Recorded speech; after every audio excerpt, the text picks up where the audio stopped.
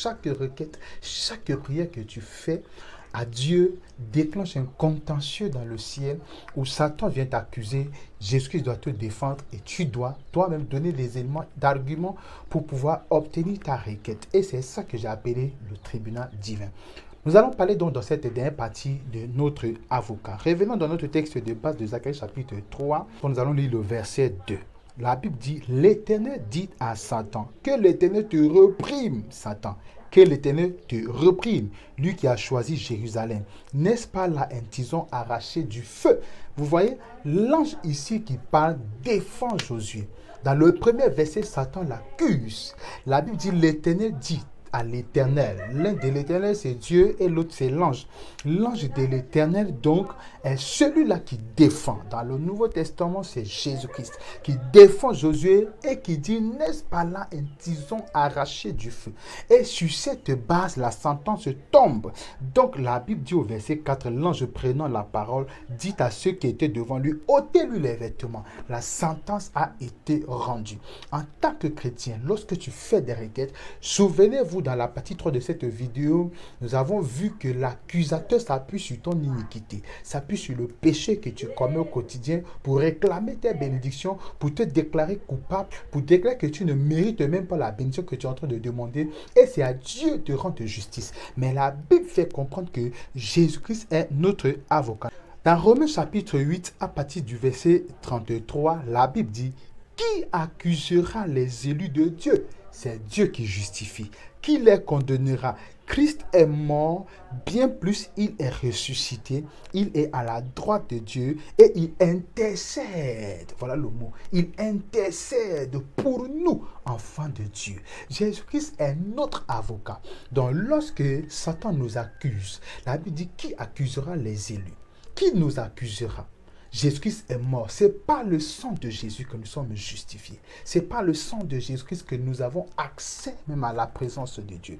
Et la Bible dit, si nous sommes accusés, Jésus intercède pour nous auprès du Père. Donc ça veut dire, c'est lui qui donne à Dieu les arguments qu'il faut pour que nous ne soyons pas pris comme coupables. Dans le livre de 1 Jean chapitre 2 au verset 1, la Bible dit, mes petits enfants, je vous écris ces choses afin que vous ne péchiez point. Pourquoi? Parce que le péché donne à l'accusateur les éléments dont il a besoin pour nous accuser ou pour prendre le dessus.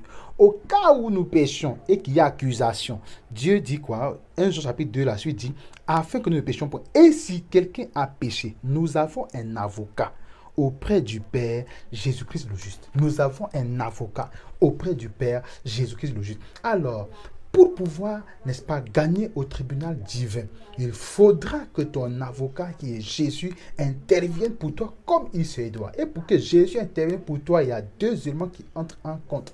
Premièrement, il faut que tu sois de ceux pour qui son sang parle. Parce que Jésus-Christ est mort à la croix, c'est par son sang que nous sommes justifiés. Le sang de Jésus nous donne accès à la présence de Dieu. Et pour bénéficier des vertus du sang de Jésus, il faut avoir reçu Jésus-Christ comme sauveur. Donc, si tu n'as pas reçu Jésus dans ta vie comme ton Seigneur et ton Sauveur, alors Jésus ne pourra pas intervenir en ta faveur. Secondamment, comme nous vivons dans nos tribunaux humains, lorsque ton avocat connaît la vraie version, il saura comment te défendre. C'est aussi ça la place de la repentance. Quand tu as commis une erreur, va devant Jésus. Confesse-toi, répands-toi, demande pardon. Présente-lui ton erreur. Il ne faut pas t'éloigner de Dieu comme certaines personnes le font.